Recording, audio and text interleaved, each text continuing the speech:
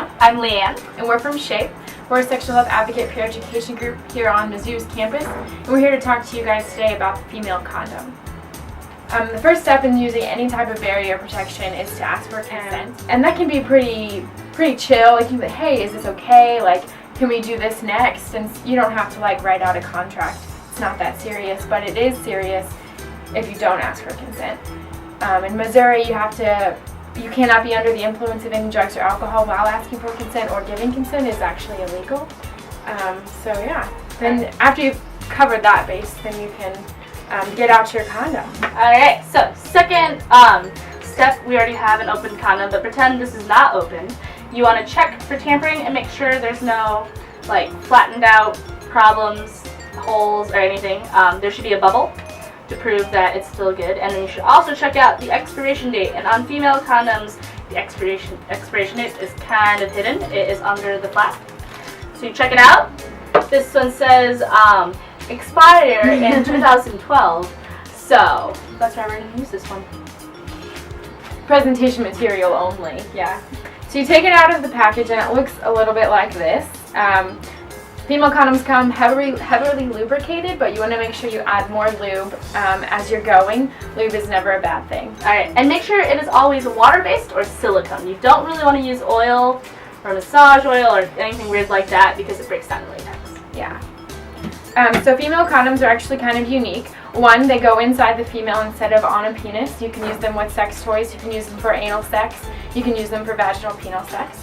Also, they're not made out of latex, so they're great for latex allergies. They're made out of a couple different materials. There are several varieties out there, but neither of them are latex. Another fun fact is that there's a ring inside that you can actually take out. We recommend taking it out if you are going to be performing anal sex, but you want to leave it in if you're performing vaginal sex. Alright, so here you go. What you want to do when you are doing vaginal penile or sex toy sex, fold it in a figure 8, and then you insert it into our lovely model here, Betty. And unlike a human, you can check out Betty's back right here. And so when you've inserted it correctly into the vagina, this inner ring is just going to pop out and sit against the cervix, and keep it all held in there. And then, as you can see in the front, it covers more of the outer lips to prevent more STIs. Yeah, so that's really awesome. Yeah. Also, it does have this ring on the outside that helps keep it out there. And usually it hits right around the clitoral region, which a lot of people say is really great because it's a little bit of extra stimulation while you're having intercourse.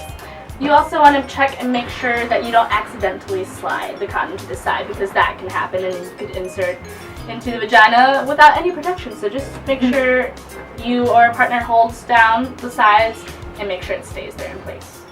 Yeah, and then after you're finished having intercourse, you want to take it out, and you can pull it to the side at that point, and you reach your finger inside until you can hook onto that ring. A lot of women who use the Nuva ring say it's very similar. You just want to hook your hand around the ring and pull it out without going inside out, because then you would be defeating the purpose of using a condom if it goes inside out. Yes. So that is the overview of female condoms. We have some really awesome websites just in case you can't get enough of us. Yeah, one of them is S-Health, which stands for Sexual Health.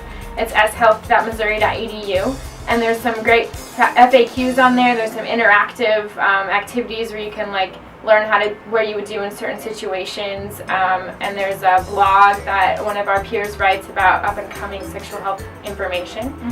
And if you want to request a program or find out more about SHAPE itself, you actually want to check out the Student Health Center website and click on the Programs tab. And on there you can see all kinds of stuff that we've been doing. You can read our bios and find out more about the peers ourselves. You can apply to be a peer. You can check out some of our campaigns and events that we do, such as MIZGYT, Words of Wisdom, World AIDS Day, etc. Yeah, and don't forget to request a program there too. And you can see our pretty faces all the time. Alright, well, thanks for tuning in, and that wraps it up. Or something.